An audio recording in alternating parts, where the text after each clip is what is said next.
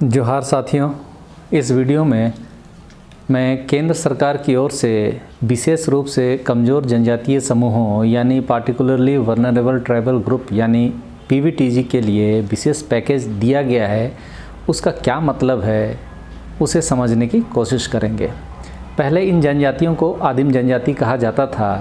भारत में विशेष रूप से कमज़ोर जनजातीय समूह कहाँ रहते हैं, उनकी जनसंख्या कितनी है, उनके बारे में इतना कम जानकारी क्यों है, आखिरी गिनती कब की गई थी, तो प्रधानमंत्री जनजातीय आदिवासी न्याय महाअभियान पीएम जनमन योजना से पीवीटीजी को किस प्रकार लाभ होने की उम्मीद है।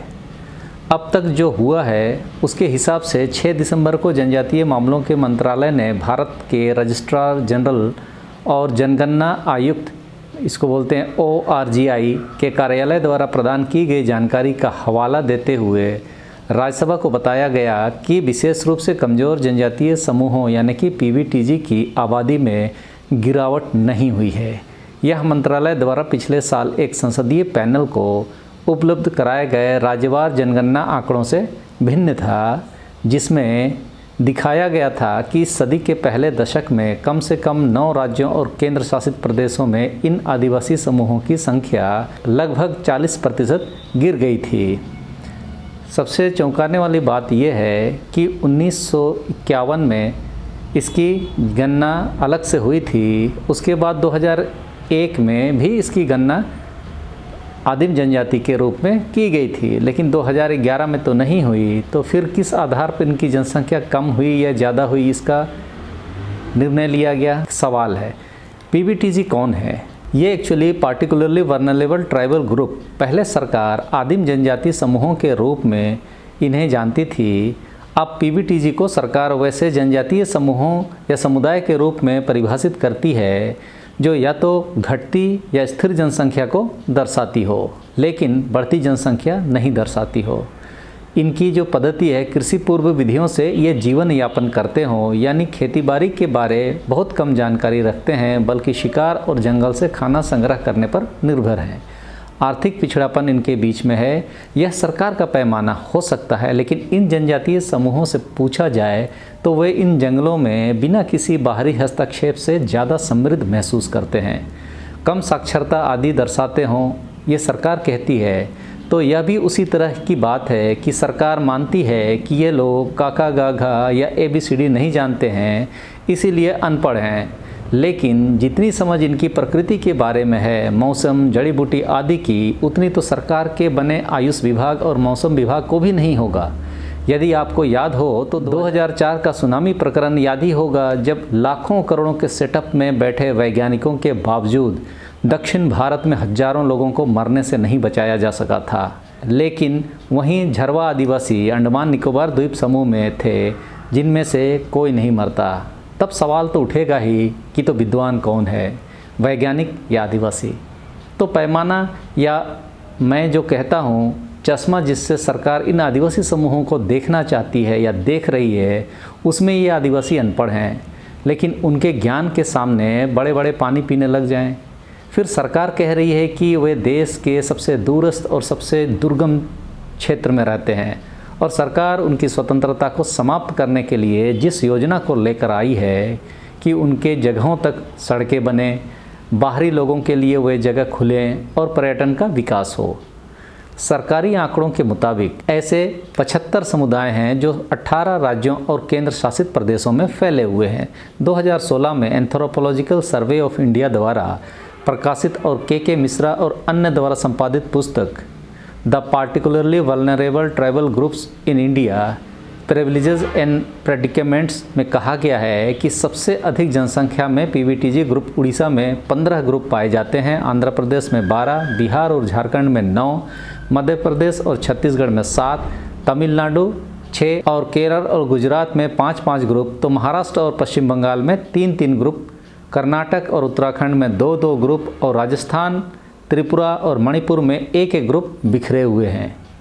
अंडमान में 4 जनजातीय समूहों और निकोबार द्वीप समूह में 1 को पीवीटीजी के रूप में मान्यता प्राप्त है। सभी 75 समुदायों की गणना करने वाली अंतिम उपलब्ध जनगणना 2001 की थी, जिसके अनुसार उनकी कुल जनसंख्या लगभग 27.6 लाख थी। भारत सरकार की एक रिपोर्ट से पता चलता है कि इनमें से अधिकांश समूह संख्या में छोटे हैं, उनकी सामाजिक और आर्थिक प्रगति कमज़ोर है और ख़राब बुनियादी ढांचे वाले दूर दराज के इलाकों में बसे हुए हैं। इसीलिए विशेष ध्यान देने की आवश्यकता है। जिसे सरकार खराब कह रही है, वहीं जंगलों से आच्छादित ढांचा इनके लिए जन्नत है, आज़ादी है, लेकिन उनकी बात कोई नहीं सुनता।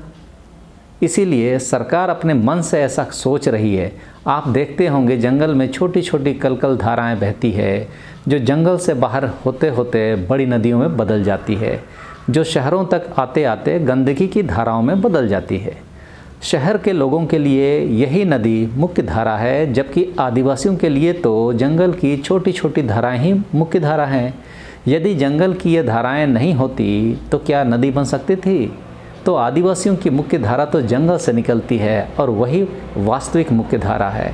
लेकिन बाहरी दुनिया तो मुख्य धारा बाहर गंदगी वाली धाराओं को मानती है। आदिवासियों के बारे सरकार और बाहरी लोगों की सोच भी वही है। उनके लिए विकास मतलब सड़क, बिजली, व्यवसाय, शोषण आदि है। आदिवासियों की प्राकृतिक चिंतन धारा को अनपढ़, अविकसित बताया जाता है, जबकि विकास आदिवासियों के खिलाफ लड़ा जा रहा युद्ध है। इसे समय समय पर कई उदाहरणों से साबित भी किया जाता रहा है। जल, जंगल और ज़मीन में हमारी स्वायत्ता ही हमारी विकास है, लेकिन पता नहीं कितने आदिवासी इसे समझ रहे हैं। अब पीएम जनमन का उद्देश्य को समझने की कोशिश करते हैं। प्रधानमंत्री ने विशेष रूप से कमज़ोर जनजातीय समूह के विकास मिशन की घोषणा के बाद कैबिनेट ने हाल ही में 24,000 करोड़ के प्रधानमंत्री जनजातीय आदिवासी न्याय महाअभियान को मंजूरी दे दी, जो सड़क, बिजली, घर, मोबाइल कनेक्टिविटी आदि जैसी बुनियादी सुविधाओं को उनके बीच ले जाएगा। इस पैकेज की पहली घोषणा इस साल की शुरुआत में बजट सत्र के दौरान हुई, जब वित्त मंत्री निर्मला सीतारमण ने घोषणा की कि एक पीएम पीवीटीजी विकास मिशन शुरू किया जाएगा, जिसके लिए सरकार 15,000 करोड़ रुपये खर्च करने की योजना बना रही है, जिसे 3 साल की अवधि में खर्च किया जाएगा। अधिकारियों ने कहा कि पैकेज में राष्ट्रपति द्रौपदी मुर्मू के कार्यालय से बड़े पैमाने पर योगदान देखा गया है, जिन्होंने योजनाओं की देखरेख में विशेष रुचि ली। इस पैकेज के लिए 29 नवंबर को केंद्रीय मंत्रिमंडल द्वारा मंजूरी दी गई। आवंटन 24,104 करोड़ था, जिसमें से केंद्रीय हिस्सा 15,336 करोड़ रुपये होगा और संबंधित राज्य सरकारों का हिस्सा 8,768 करोड़ होगा। सरकार ने कहा कि जहां तक पैकेज के लॉन्च की बात है, 22,000 से कुछ अधिक गांव ऐसे हैं जहां पीवीटीजी रहते हैं और जहां इसे लागू किया जाएगा। हालांकि कार्यक्रम का कार्यान्वयन 9 मंत्रालयों के माध्यम से किया जाएगा, जो यह सुनिश्चित करेगा कि मौजूदा योजनाओं को इन पीवीटीजी बसे हुए गांवों तक पहुंचाया जाए। सरकार ने अपने लिए जो लक्ष्य निर्धारित किए हैं, उनमें से 4.9 लाख पक्के घर बनाना, 8,000 किलोमीटर लंबी सड़कें बनाना, सभी घरों को पाइप से पानी से जोड़ना, 1,000 मोबाइल चिकित्सा इकाइयाँ स्थापित करना और 2,500 आंगनवाड़ी केंद्र, 1,000 बहुउद्देशीय केंद्र और 500 छात्रावासों का निर्माण करना और 3,000 गाँव में मोबाइल टावर स्थापित करना शामिल है। इन योजना में 60 आकांक्षी पीवीटीजी ब्लॉकों में व्यावसायिक और कौशल प्रशिक्षण केंद्र स्थापित करना और लोगों को वन उपज के व्यापार में मदद करने के लिए 500 वन धन विकास केंद्र बनाने का भी इरादा है। इसके अलावा इनमें से 1 लाख घरों को ऑफ ग्रिड और ऊर्जा प्रणाली से जोड़ना और उसी से सोलर स्ट्रीट लाइट देना है। पूरे 24,000 करोड़ के आवंटन में से 19,000 करोड़ से अधिक सिर्फ पीएम आवास योजना के तहत पक्के घर बनाने और 8,000 किलोमीटर की कनेक्टिंग सड़कें बनाने के लिए है, जिसे सड़क परिवहन और राजमार्ग मंत्रालय द्वारा कार्यान्वित किया जाएगा। जनजातीय मामलों के मंत्रालय के वरिष्ठ अधिकारियों ने द हिंदू को बताया कि पीवीटीजी के विकास के लिए इसकी अपनी पीएम पीवीटीजी मिशन का एक छोटा घटक है। इसका लक्ष्य सड़कें, दूरसंचार कनेक्टिविटी, पानी और स्वच्छता का निर्माण करना है। इन प्रयासों का पैसा इन संबंधित मंत्रालयों के अनुसूचित जनजातीय घटक में जाएगा, जहां से इसे इन समूहों के विकास के लिए आवंटित किया जाएगा। जनजातीय कार्य मंत्रालय के 2023-24 के बजट अनुमान में पीवीटीजी के विकास के लिए सिर्फ 256.14 करोड़ आवंटित किए गए हैं। पैकेज की घोषणा के बाद से जनजातीय मामलों के मंत्रालय के अधिकारी 22,000 पीवीटीजी गाँव में संपर्क कर रहे हैं, ताकि उनमें से प्रत्येक की ज़रूरतों को समझा जा सके। गाँवों की ज़रूरतों का आकलन करने के लिए कई अधिकारियों को दौरे पर भेजा गया, जिसके बाद कैबिनेट के सामने एक विस्तृत प्रस्ताव रखा गया, जिसने नवंबर में पैकेज के शुरुआती अनुमानों को मंजूरी दे दी। हालांकि भले ही सरकार परियोजना को लागू करने के लिए आगे बढ़ रही है, लेकिन उसके सामने मुख्य चुनौती वर्तमान डेटा की कमी है, जिसे सामाजिक न्याय और अधिकारिता पर संसदीय स्थायी समिति द्वारा पहले ही चिन्हित किया जा चुका है। जबकि जनजातीय मामलों के मंत्रालय ने कहा कि उसने अभियान की प्रगति को मापने के लिए आधारभूत सर्वेक्षण करना शुरू कर दिया है, लेकिन अभी भी उनकी आबादी का सटीक और वर्तमान डेटा सेट संकलित करना बाकी है। यहाँ तक कि पिछले साल हाउस पैनल को सौंपे गए जनसंख्या डेटा के अनुसार, जो 2011 की जनगणना पर आधारित था, सरकार महाराष्ट्र, मणिपुर और राजस्थान में पीवीटीजी की आबादी को सारणीबद्ध करने में असमर्थ थी। इस प्रकार वर्तमान परियोजना इस अनुमान के साथ आगे बढ़ रही है कि पीवीटीजी की आबादी लगभग 28 लाख है। इसके अलावा सरकार ने अभी तक आधारभूत सर्वेक्षणों के किसी भी नतीजे को सार्वजनिक नहीं किया है। इसने संसद को बताया कि 1951 के बाद किसी भी जनगणना में पीवीटीजी का अलग से हिसाब नहीं लगाया गया है और न ही उसके सामाजिक और आर्थिक सूचकांकों पर कोई डेटा हाउस पैनल को सौंपा गया है। बताइए, एक तो पीवीटीजी का स्पष्ट डेटा ही नहीं है, कभी बोलती है कि 1951 के बाद कभी हिसाब नहीं लगाया गया है, फिर 2001 की जनसंख्या को 2011 में चिपका दिया जा रहा है। यह जो 27.6 लाख है वह 2001 का है और सरकार बोल रही है कि हम 22,000 गाँव में उनके अधिकारी संपर्क कर रहे हैं। जब आपको पता ही नहीं है कितने हैं और कहाँ हैं, तो क्या खोजने जा रहे हैं? ये पूरा घटनाक्रम एक आई वॉश सा लग रहा है। मैंने इस वीडियो में, जो आप यहाँ लिंक में दूंगा, स्पष्ट किया था कि केंद्र सरकार चुनाव के मद्देनज़र आदिवासियों को लुभाने के लिए 3 सूत्री एजेंडा पर काम कर रही है। पहला तो प्रतिनिधित्व देकर, जिसके तहत पहले आदिवासी राष्ट्रपति द्रौपदी मुर्मू और आदिवासी नेताओं अर्जुन मुंडा, फग्गन सिंह कुलस्ते आदि को मंत्रिमंडल में जगह देकर, और अब छत्तीसगढ़ के मुख्यमंत्री के रूप में विष्णुदेव सहाय को बनाकर स्पष्ट संदेश देने का काम किया जा रहा है।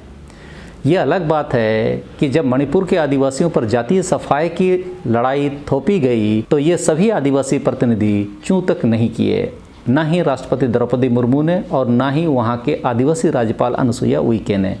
बाकी राजनीतिक नेताओं की बात तो दूर की बात है।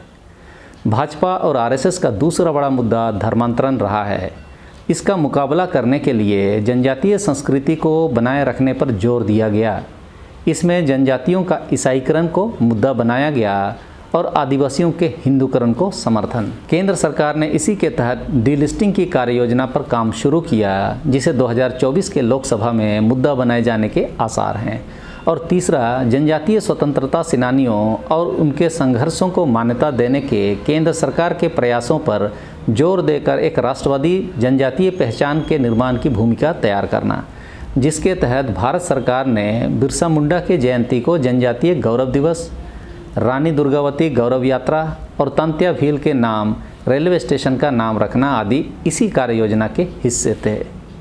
और पीवीटीजी को विकास के नाम पर विस्थापित करने की कार्ययोजना अभी हाल में वन संरक्षण अधिनियम के संशोधन से आता है, जिसमें अब जंगलों को कॉरपोरेट को दिया जाना है। यह तभी संभव होगा जब आदिम जनजाति के लोग जंगल छोड़ देंगे, और उसी के लिए यह सरकार 24,000 करोड़ रुपए की योजना लेकर आई है।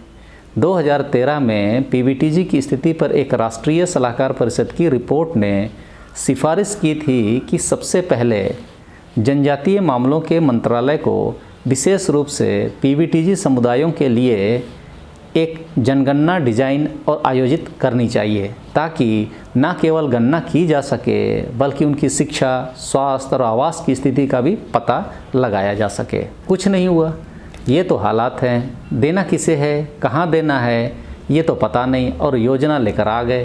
कहीं ऐसा तो नहीं या 2024 के चुनाव का फंड हो, पता नहीं।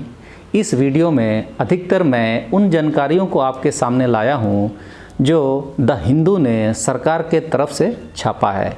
आगे इस योजना का हम पोस्टमार्टम भी ज़रूर करेंगे, क्योंकि पीवीटीजी समूह को बाहरी दुनिया की सुविधाएं देकर हम प्रकृति को ही नुकसान तो नहीं पहुंचा रहे हैं, क्योंकि वे अगर प्रकृति से दूर हो गए तो स्वाभाविक है उन जानकारियों से भी वो दूर हो जाएंगे जो उन्हें जंगल में रहकर मिलती है।